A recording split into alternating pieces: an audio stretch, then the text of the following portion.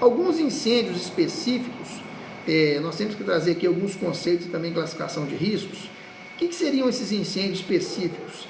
São ocorrências aí em ambientes com características particulares, ou seja pela natureza da carga de incêndio, presença às vezes de substâncias perigosas, ou até mesmo vulnerabilidade dos ocupantes, ou complexidade estrutural, exigindo técnicas diferenciadas.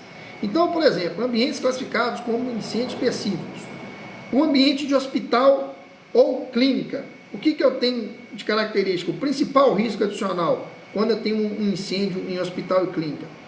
Pacientes imobilizados, gases medicinais que podem provocar incêndio. Dentro de uma indústria, por exemplo, eu vou ter produtos químicos, eu vou ter líquidos inflamáveis, eu posso ter explosão, eu tenho máquinas nesses locais. Tá? Então, classe predominante dentro de indústria, eu tenho classe A, eu tenho materiais sólidos, eu tenho líquidos inflamáveis, eu tenho materiais energizados, eu posso ter os metais pirofóricos. Hospital e clínica, por exemplo, geralmente é material sólido e energizado. Então, eu tenho que fazer essa leitura de ambientes classificados aí como incêndios específicos. Por exemplo, uma biblioteca, um arquivo, eu tenho uma alta carga de incêndio e porque eu tenho muito material sólido, tenho muito papel. É a predominância da classe A. Eu tenho que ter ali um cuidado, porque eu vou ter muito papel armazenado dentro de um mesmo espaço. Então tem que se ter um cuidado com relação aos materiais que vai combater esse tipo de incêndio. Ter o sistema de hidrante preparado ali, em bom estado de funcionamento. Por exemplo, central de GLP, explosões, vazamento de gás, pode acontecer dentro dessas centrais. A classe predominante, a classe B, que são os líquidos e gases inflamáveis.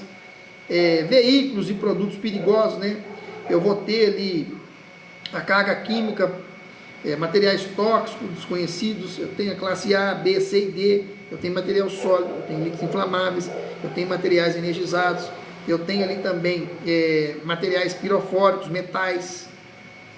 Quando nós falamos, por exemplo, de hotel, teatro, eu vou ter aglomeração de pessoas nesse local, pânico, rotas complexas. Então, complexidade ali, geralmente, para retirar as pessoas desse local, eu tenho que ter um plano de emergência muito bem feito, muito bem elaborado. Ambiente de farmácia, medicamentos inflamáveis, solventes, as características, um dos principais riscos adicionais desse local, predominância das classes A e B, materiais sólidos, líquidos inflamáveis.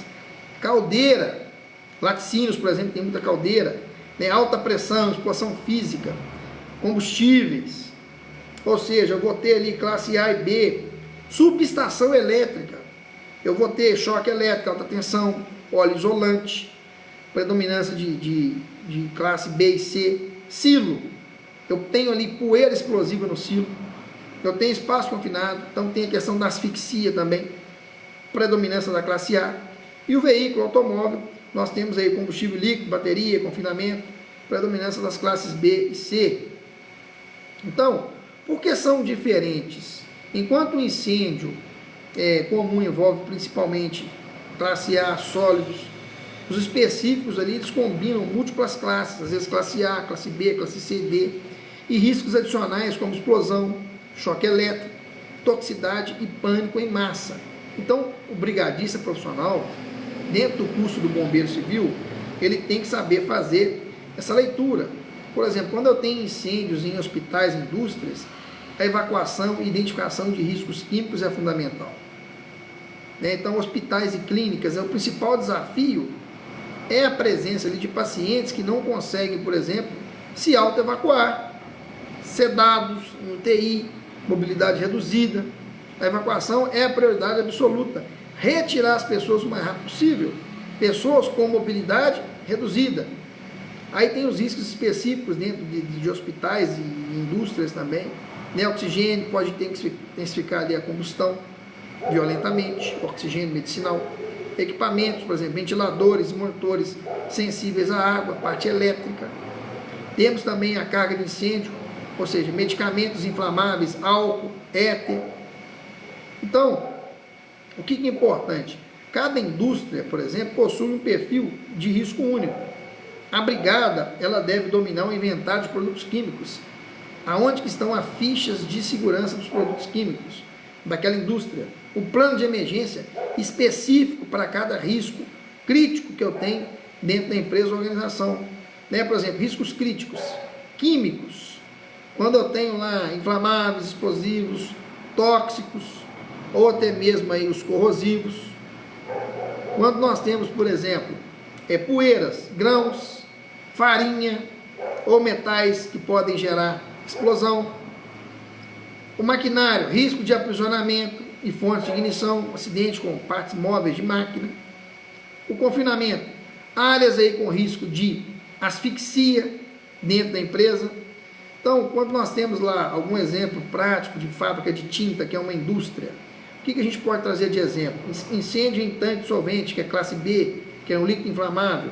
O que eu preciso? Identificar quais produtos que tem ali, ter a ficha de segurança, desligar o sistema elétrico de bombeamento daquele local, né? Usar a espuma mecânica para abafar, né? Eu vou tirar ali, utilizar um agente extintor que vai abafar, que é a espuma mecânica, e também evacuar o setor e ventilar as áreas adjacentes. Então, é muito importante, quando falo da parte de incêndio, hospitais, indústrias, tem que ter um protocolo de ação, tem que ter um plano bem definido dentro dessas empresas. E adicionar alarme e comunicar o posto de enfermagem, a portaria, a brigada tem que, né, receber rapidamente essas informações. Às vezes tem que remover pacientes de hospital de forma horizontal, fechar as portas para compartimentar, para o incêndio não propagar, isolar os cilindros de oxigênio que podem ali potencializar o incêndio, aumentar a sua proporção. E aí nós temos exemplo, por exemplo, de GLP, que é o gás de efeito de petróleo, farmácias também, que tem muitos produtos químicos ali perigosos, as subestações têm o risco de explosão e choque elétrico. Então, por exemplo, a central de GLP, que é o gás de efeito de petróleo, o GLP, ele de fato ele é mais pesado que o ar, e ele se acumula em pontos mais baixos, próximo ao chão, criando aí nuvens explosivas invisíveis, a gente não consegue enxergar, a gente sente o cheiro.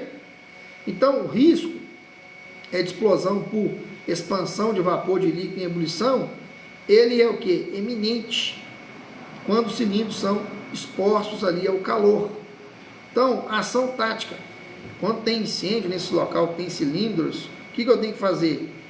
Utilizar a tática de resfriamento de cilindros, né, com água a distância segura, no mínimo 15 metros de distância, para não ter o risco de explodir ali, você próximo.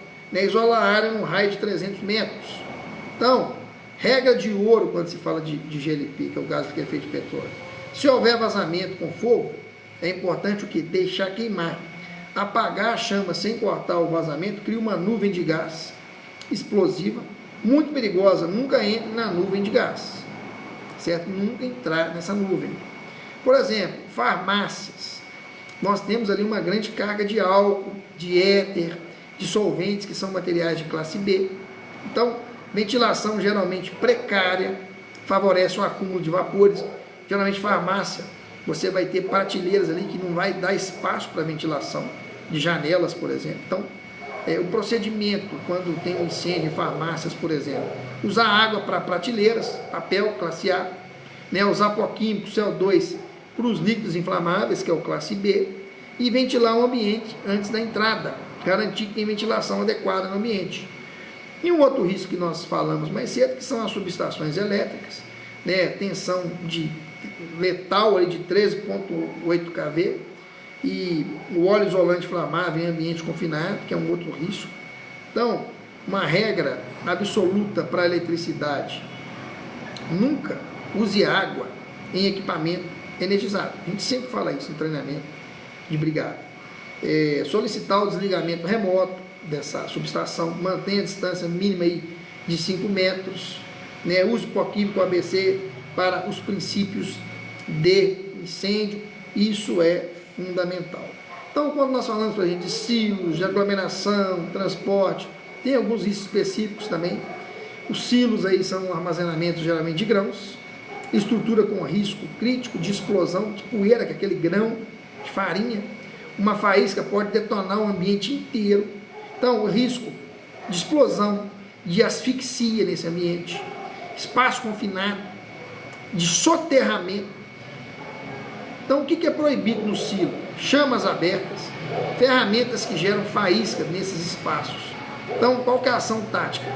De fato, tem que ter uso obrigatório de respirador autônomo para entrar, tá?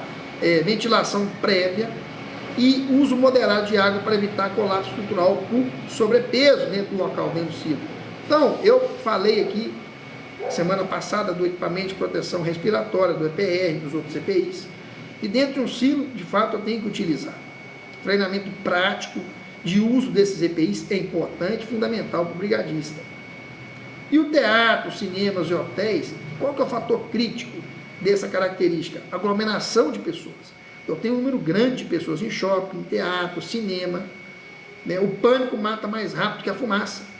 Imagine quando acontece uma emergência, onde eu tenho um número grande de pessoas que não conhecem ali o ambiente, que não sabem o que fazer no momento emergencial.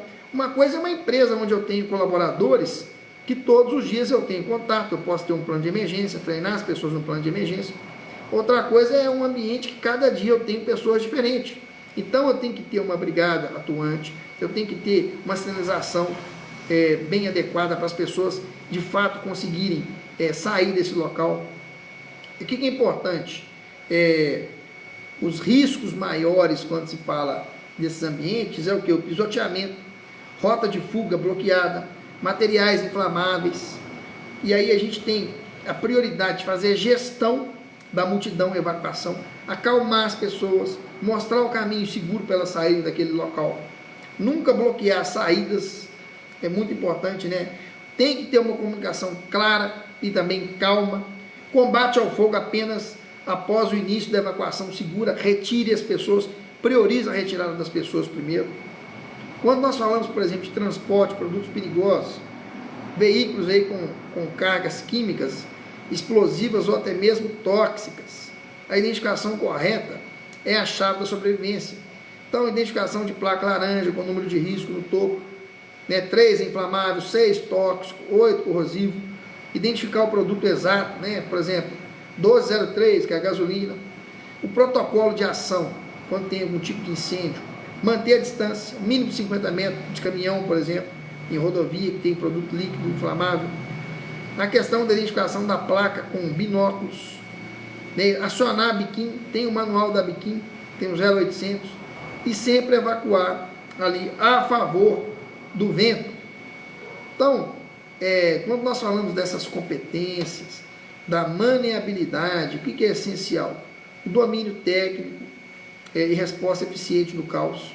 O brigadista deve ser capaz de aduchar, desenrolar uma mangueira com menos de 3 minutos. Operar com segurança em planos verticais, escadas de acesso. Controlar o recuo dos esguichos na posição em pé, sentado, deitado. Ele tem que saber fazer isso com um treinamento prático. Quando nós falamos, por exemplo, de incêndios específicos, regras aí que podem salvar vidas. Então, quando eu estou num ambiente hospitalar, regra crítica, primeiro tirar os pacientes com deficiência de mobilidade, tá? Essa é a primeira ação. Nunca faça deixar paciente no local, deixar paciente para trás. Quando nós falamos, por exemplo, do ambiente de GLP, de gás liquefeito de petróleo, né? Deixar queimar, se vazar, não adianta tentar apagar, vai gerar aquela cortina de fumaça perigosa. Apagar sem cortar o vazamento. Ou seja, a gente nunca deve fazer isso, apagar sem fechar. Quando se fala de vazamento de gás, a prioridade é fechar o registro de gás, sempre pensar nisso. Quando nós falamos de subestação, ambiente de subestação, desligar a energia antes, né? O que a gente nunca deve fazer? Usar água em material energizado, jamais, sempre falamos isso aqui. O silo, para entrar no silo eu devo usar um respirador autônomo, com oxigênio. O que é importante? Nunca gerar faíscas, chamas dentro de um silo. Quando eu estou, por exemplo, com um veículo perigoso, identificar a carga através da ONU, manual da biquim, né? Nunca aproximar sem identificar de um veículo perigoso, que líquido que é, o que tem, eu tenho que manter o que? Distância. Sempre evacuar a favor do vento. Por exemplo, teatro, hotel, que é um outro tipo de ambiente. Evitar pânico. As pessoas precisam de ter uma indicação clara das saídas de emergência, como sair, acalmar as pessoas. a gente nunca deve bloquear as saídas dentro desse ambiente. Então, brigadista profissional, bombeiro civil, brigadista orgânico, tem que ter um domínio prático de maneabilidade e táticas de combate a incêndio específica. Isso é muito importante. O técnico de segurança, por exemplo, ele tem que ter a capacidade de orientar treinamentos e fiscalizar procedimentos operacionais dentro desses ambientes. E o engenheiro tem que ter uma visão para projetar, de fato, sistemas de dimensionar recursos de proteção. Quando nós falamos que a segurança não é um destino, é uma prática diária, por isso que é fundamental treinar regularmente e conhecer seu ambiente. Isso é muito importante, essa técnica que nós acabamos de falar agora, o profissional de SST. Ok?